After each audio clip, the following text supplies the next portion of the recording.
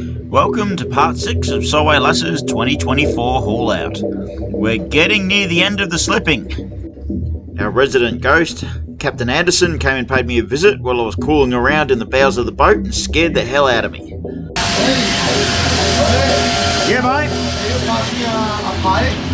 Yep.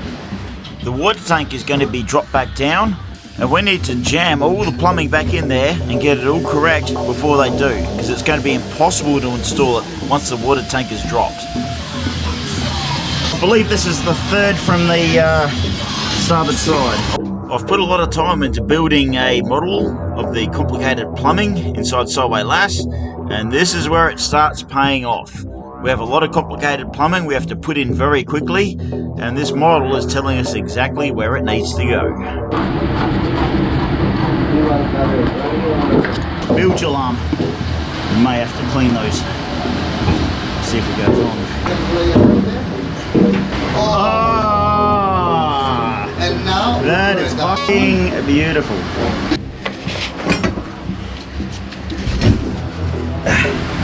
Yeah, number 4? Yeah, number 4. Buddy Alex, you got another pipe coming through shortly? Here it is. Beautiful.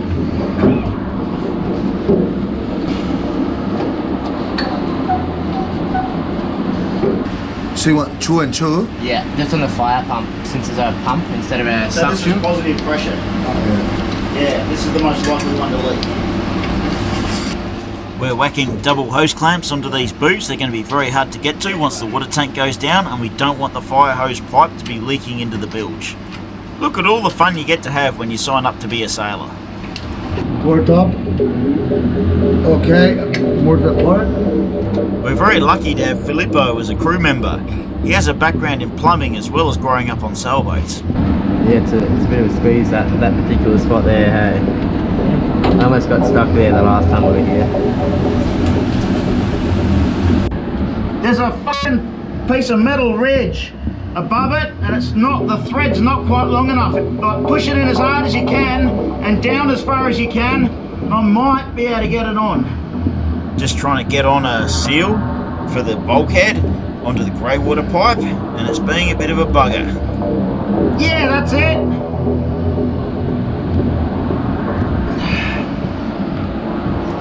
Painting the bottom of the water tank. Probably won't get touched again for quite a few years. Oh, it's beautiful down here, man. Paradise itself. Doing an inspection on the painting and the bilge and the bottom of the water tank. This area is going to become pretty much inaccessible, so I've got to make sure it's all good. It's all looking pretty good, eh? There goes the tank. So the water tank's been dropped down.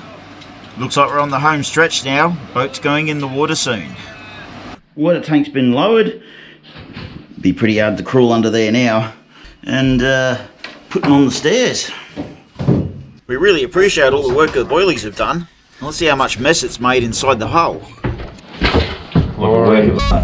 Dust everywhere. Isn't that beautiful?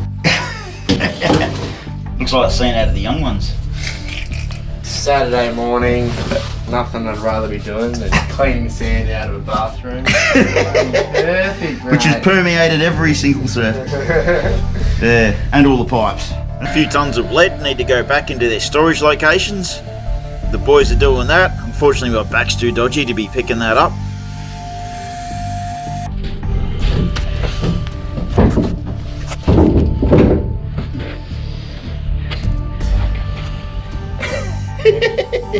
Heavy. It's only 30 kilos a pop. Woo! Woohoo! We're trying to reinstall all the old systems. The only problem is everything's different. We got brand new steel in there, brand new ribs, everything's in slightly different places. Yeah, Let's see if it fits. There's no way that's going in there. No chance. Looks like the grey water tank doesn't fit between the ribs anymore. Do we have enough space on the side as well? Between the rib? Yeah, that's flush against that. Yep. So it'll go that way. See if there's a worming squish. You've either got to cut one side, cut both. Or put in a smaller tank. You can see here we've managed to get the grey water tank in. We ended up having to cut a section of this rib. about 15 mil off. It's giant and it's 8 mil, so it's not going to compromise the integrity of the boat at all. I think we cranked through about 8 grinding discs getting it done. That was Odin, absolute legend. Painted over it and the thing just fits. Grey water tanks in and it works.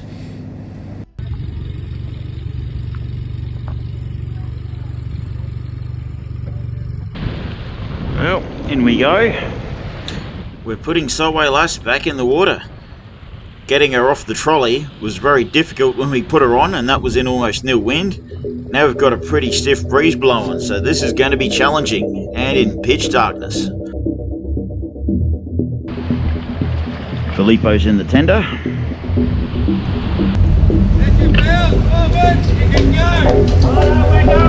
Alright, casting off, bow springer. Yep, coming off. This is a tricky manoeuvre, very tricky. We have inches of clearance, we have wind, but we do have a very experienced skipper. There's rocks over to our starboard side that we could get blown onto, and as we come off, we could easily catch our bowsprit on the poles. Port! That's good. Looking good. Port! Port to port! Keep pushing! Push, push, push, push! Push, push, push, push, push, push! That's good. Keep pushing!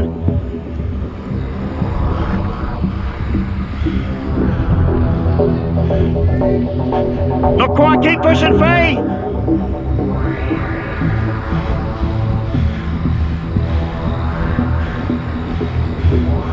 Bowsprit clear! Keep pushing, Faye, keep pushing.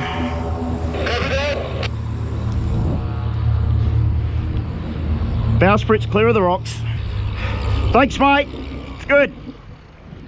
Yeah, we're out. We're just still manoeuvring. Yeah? Yeah, we got out clear. No damage. All good. Good.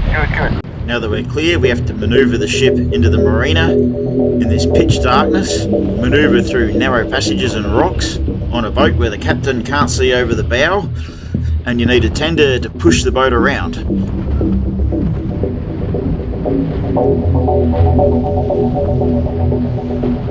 Bringing the boat in these conditions is extremely awkward.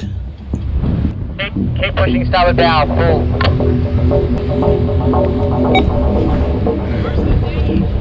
He's pushing.